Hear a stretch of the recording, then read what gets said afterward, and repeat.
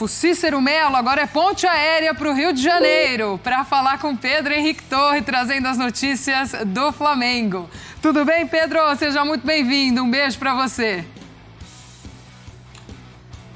Tudo bem, Glaucia? Um beijo para você, um abraço a todos que acompanham a gente nesse Sport Center aí. Flamengo que retomou as atividades na tarde desta quarta-feira no Ninho do Urubu. 3 dias de folga, descanso para os finalistas do Campeonato Carioca. O Tite deu essa colher de chá para o elenco, aquele início de ano mais pegado, e tem essa pausa da data FIFA. Quem não foi convocado é que tem essa colher de chá. Então, reapresentação agora à tarde no Ninho do Urubu. Também um calor muito forte no Rio de Janeiro, né? Então espera o calor passar um pouquinho. Então a reapresentação acontece nesse momento no CT rubro-negro. E aí fica a expectativa pelo Pulgar, a lesão que ele teve, que o deixou de fora até da seleção chilena nessa data FIFA. Qual o grau da lesão? Qual vai ser o tamanho? Como é que ele vai se recuperar? Vai dar tempo até o primeiro jogo do Campeonato Carioca, da final do Campeonato Carioca contra o Nova Iguaçu, no dia 30, daqui a 10 dias. Então o Flamengo vai observar isso com carinho. Não tem os convocados, como eu disse, os 4 uruguaios, Varela, Arrascaeta, De La Cruz e o Vinha estão fora, Fabrício Bruno e também o Ayrton Lucas com o Dorival Júnior lá na seleção brasileira. Esses aí não podem treinar sob o comando do técnico Tite. Um desses que estão longe no momento, o Arrascaeta, conversou com os nossos amigos lá da ESPN do Uruguai, falou um pouquinho sobre, enfim, futuro, falou um pouquinho sobre está muito longe de, quem sabe, um dia vestir as cores do Peñarol, falou sobre as diferenças do futebol brasileiro para o restante do continente sul-americano e abordou um pouco também o 2023 difícil do Flamengo e especialmente esse início que tem sido muito bom para ele e para a equipe muito sólida. Vamos acompanhar um pouquinho do Arrascaeta.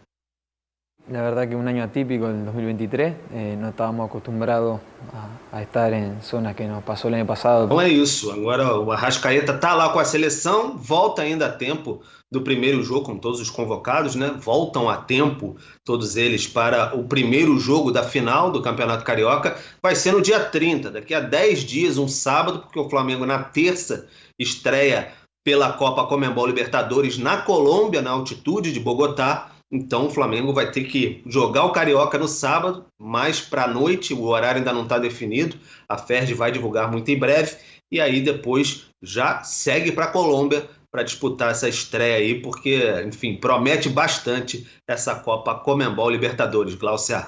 Boa, Pedro. Beijão para você. Muito obrigada pelas informações. A gente vai aproveitar. De Gabigol ao GE. Pois é, ele colocou o futuro em aberto.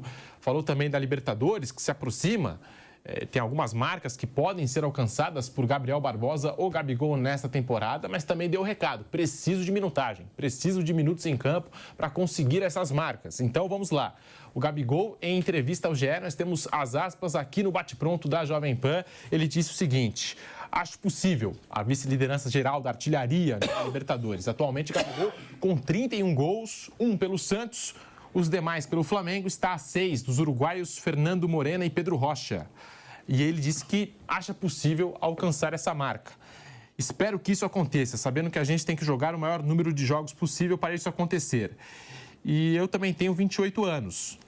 Na verdade, até fazendo aqui a correção, ele faz 28 em agosto. Então, caso eu fique no Flamengo ou fique no Brasil, isso vai acontecer naturalmente. Ainda na entrevista ao GE, Gabigol foi perguntado se acredita na possibilidade de tirar os 23 gols de diferença em relação ao equatoriano Alberto Spencer, líder absoluto do ranking, com 54 gols e ídolo do Peñarol. Tá, aí a gente tem a fala do Gabigol, né? Claro que é inevitável você mirar isso. Tenho mais esse ano de contrato, não sei como vai ser. Caso eu fique no Brasil, acho que é possível. Tudo é uma questão de adaptação, de poder jogar junto com o time e poder chegar o mais longe possível. Sempre a meta é ser campeão. E sobre a tentativa de ser o goleador da Libertadores pela terceira vez, algo que ele conseguiu em 2019 e 2021, Gabigol insistiu que precisa de mais minutos. Abre aspas. Acho que tudo isso vem ao natural. Claro que quando se chega perto de metas individuais, fica feliz, mas creio que precisa muito do coletivo. Nunca fiz nada sozinho, espero que o time esteja bem. Para poder fazer gols em finais, a gente tem que chegar lá. Para eu ser artilheiro, tenho que jogar o maior número de jogos possível. Acho que uma coisa leva a outra. O importante mesmo é o time estar bem e fazer um bom campeonato. Daí, portanto, as palavras de Gabigol, Mauro César Pereira, insistindo bastante aí no tema minutagem, que precisa de minutos. E falou aí de algumas marcas da Libertadores, também colocou o futuro dele em aberto, né? Caso eu fique aqui, caso eu fique no Brasil, enfim. O que você achou dessa entrevista do Gabigol, Mauro? Olha, todo respeito, né? Eu falo muito aqui de agenda positiva do Corinthians, né? Essa é a agenda positiva do Gabriel. O ponto do Gabriel não é o que ele acha que vai fazer, o que pode fazer. É óbvio que ele pode fazer 1 gols, pode voltar a jogar bem e tal. A questão é o que o Gabriel joga hoje. Esse é o ponto. Pouco, muito pouco há muito tempo, gente. Aí o cara minutagem. É troco do quê? Ele jogou, em média, até se machucar, no Campeonato Carioca, vários jogos contra times pequenos, 45 minutos. Fez 2 gols, não fez assistência. Olha para o jogo, assista o jogo, com atenção. Pouco acrescentou, não fez muitas jogadas. Ele não está jogando bem, é isso. Então, assim, ficar porque ele acha, ele pode ir para outro clube, já sabemos, pode ir para outro clube, pode não renovar o contrato. Não existe nada que justifique uma renovação de contrato naquelas bases que foram esboçadas no ano passado. Nada, nada. Porque ele hoje não consegue ser o Gabigol de anos atrás. Simples assim. Agora, eu acho que o grande questionamento é por que você não consegue jogar bem, Gabriel? Pega os números. Por que os números caíram tanto? Por que você perdeu tantos pênaltis, né? No intervalo de menos de um ano? 4 pênaltis. 3 com defesas de goleiro, coisa que nunca acontecia. O que mudou? O seu futebol piorou? Andou para trás? O que houve? Você treina chutar com a perna direita? Você treina em algum momento para fazer um pivô, para ser um centroavante, já que você há 1 ano queria disputar a posição com o Pedro como centroavante? Centroavante faz pivô, joga no meio dos zagueiros, aguenta porrada, divide bola. Você divide pouca bola, né? Dificilmente divide com o adversário.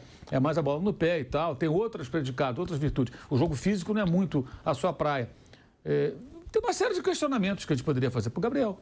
Bem objetivos, técnicos, que ele poderia responder. Agora, porque eu posso fazer, passar o Spencer, passar o Pedro Rocha. Cara, é óbvio, ele tem um número ali que pode. Agora, jogando essa bola, não vai passar, não. Porque não vai nem jogar. Porque nada justifica que ele entre em campo. Vai entrar no lugar de quem? Por que ele vai entrar? Carteirada? Parece que com o Tite não vai colar. Parece que não vai rolar carteirada. Então, não tem, cara. Sabe, isso não é pessoal. Aí os gabizetes sempre tentam transformar qualquer análise nesse sentido como contra o jogador. Ninguém é contra o jogador. Apenas joga quem joga bem. Muitos torcedores do Flamengo temem, né, que ele vire uma espécie de um Luan. Luan que está hoje no Vitória, que era do Grêmio, passou pelo Corinthians e pelo Santos. Que teve uma queda muito acentuada. E foi um destaque de Libertadores, como o Gabriel também foi. Não sei se vai chegar a isso, não acredito que chegue a tanto. Aí é só uma opinião. Mas o fato é, o Gabriel teve uma queda acentuada. E vai voltar a jogar tão bem? Se alguém quiser, que aposte. Eu não aposto nada, nem que vai, nem que não vai, porque eu não tenho bola de cristal. E eu não sei explicar por que ele não consegue jogar mais futebol como jogou em outros momentos. Sempre foi um jogador de muita participação ofensiva, inversão de bola, e tabelando, a combinação dele com o Bruno Henrique, e fazendo os gols, e chamando responsabilidade. De repente ele perde gols feitos, já vem de alguns anos perdendo muitos gols, mas aí fazia gols importantes, isso dava uma amenizada. Então, acho que é isso. As questões que eu gostaria de direcionar a ele, se eu pudesse, seriam técnicas, entender. São essas perguntas. Pega os números e vê. Por exemplo, ano passado, fez 20 gols, vários de pênalti e atuações ruins. 20 gols, sim, é pouco. Para o Gabigol é pouco. O Gabigol é muito mais do que 20 gols por ano, pode fazer mais, jogar mais, produzir mais. E quando não faz tantos gols, ele já mostrou ser capaz de aparecer em outras funções, como na temporada 2022, quando o Pedro foi o goleador e ele foi um ótimo parceiro para o Pedro. Demonstrou até uma certa generosidade. Porque ali ele foi mais garçom em muitos momentos do que o protagonista, embora tenha feito o gol da final da Libertadores. Bacana, legal, foi elogiadíssimo por isso. Todo mundo elogiou. Porque ele foi bem. Aí havia até discussão se ele merecia para a Copa do Mundo e tal. Pô, o Gabigol mandou o Pedro para a Copa. Muita gente falou isso. E, de fato, ele ajudou o Pedro a se destacar e ser convocado pelo próprio Tite. Mas a questão é essa, sabe? Os números, a expectativa, a promessa, pode sair. Todo mundo sabe que ele pode sair. Óbvio que ele pode sair. E o Flamengo, repito, é uma decisão difícil porque ele é um ídolo histórico do clube. Mas os dirigentes não têm hoje nenhuma justificativa para renovar nas condições que se falou ano passado, que seria, ele já era o jogador mais caro do elenco, um dos mais caros. Seria um aumento na sua remuneração e 4 anos de contrato. Nada justifica, nada, zero. E o Landim sai no final do ano. Acho que ele não tem nenhum direito de deixar um contrato tão longo. Agora, se fizer uma discussão em outras bases, que eles achem razoáveis, pode ser. Mas um contrato tão longo assim e tal, aparecer alguém que queira contratar, vai aparecer, com certeza. Um Corinthians, um Grêmio, alguém querendo... O Grêmio querendo emular o Soares, de repente. O novo Soares. Né? Aí você pega um jogador livre, você paga o salário alto, mas não paga a multa. E o Corinthians também, porque a diretoria do Corinthians já mostrou que é muito mais preocupada em fazer esse tipo de contratação pirotécnica, né? Mesmo que não seja a carência maior do elenco, né? Tem atacantes lá.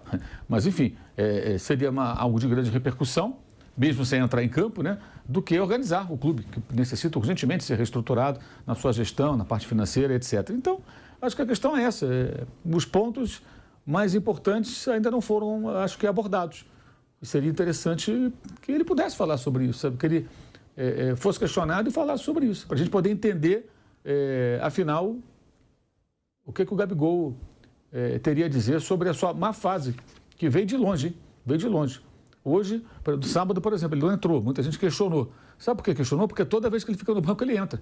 O Tite falou na coletiva, ele treinou 2 dias, ele voltou de lesão, então não entrou no jogo. Ficou no banco, mas não entrou no jogo. Até o jogo com o Nova Iguaçu, ele já terá tempo suficiente para treinar, para mostrar bom desempenho nos treinos e fazer o técnico pensar, o Gabriel está voltando.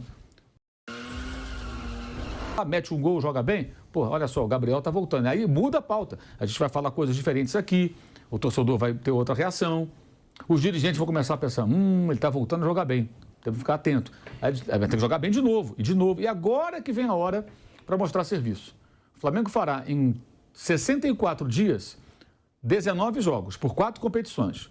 Joga com o Nova Iguaçu, joga com o Milionários na Colômbia, joga com o Nova Iguaçu, depois começa o Brasileiro, ou seja, já tem Libertadores, Carioca e Brasileiro. No dia 1º de maio, Copa do Brasil.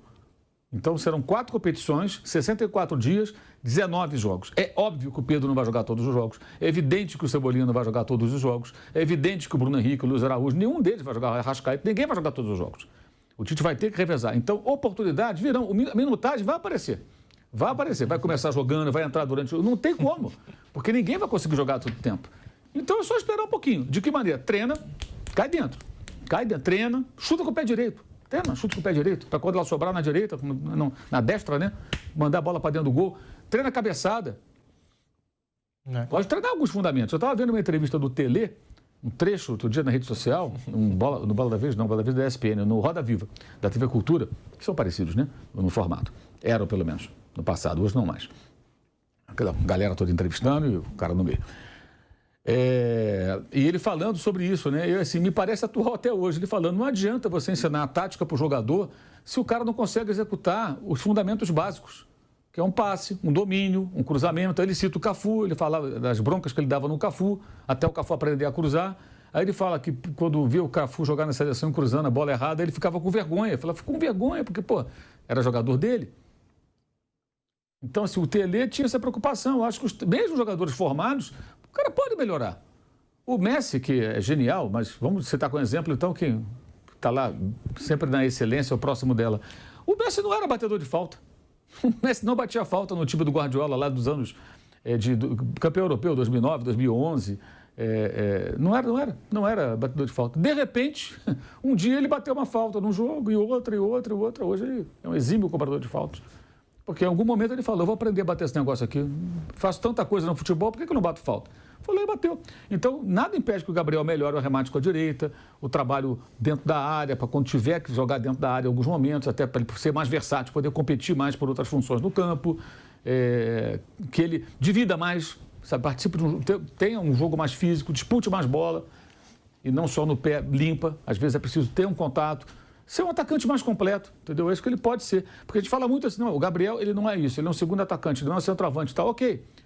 Mas se ele não está conseguindo jogar, não está conseguindo render, será que não é momento de repensar um pouco a forma como atua e tentar acrescentar ao seu jogo alguns elementos que possam fazer dele um cara mais versátil e, consequentemente, um jogador melhor e mais útil?